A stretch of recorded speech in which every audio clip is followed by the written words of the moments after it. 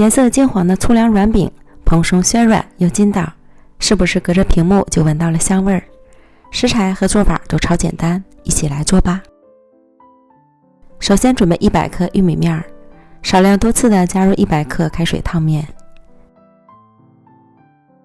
搅拌成颗粒状，再刻入1个鸡蛋，搅匀。这时玉米面的温度也降下来了，再往里面加入300克普通中筋面粉、4克酵母、5克白糖、185克水，边加边搅拌，顺着一个方向都搅拌一会儿，最后搅拌成均匀细腻的面糊。盖好保鲜膜，醒发至2倍大。发酵好的面糊呈拉丝的蜂窝状，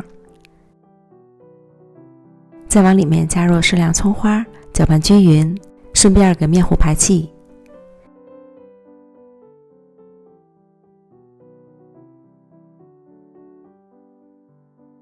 电饼铛刷油，先不开火，倒入面糊，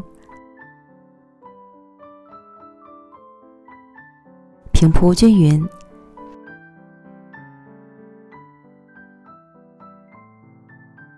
表面再撒一些芝麻蒸香，盖上盖子，再醒发10分钟，然后开小火加热，焖3分钟左右，饼面基本定型，刷油翻面。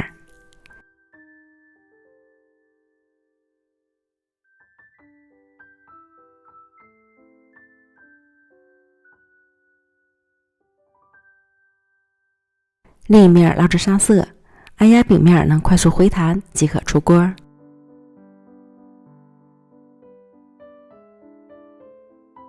稍微冷却一会儿后，按自己喜欢的大小切块。金黄色的大饼看着就有食欲，蓬松暄软还筋道，粗粮细做，营养好吃，又香又软又健康。关键食材和做法都超简单，喜欢的朋友就赶快安排起来吧。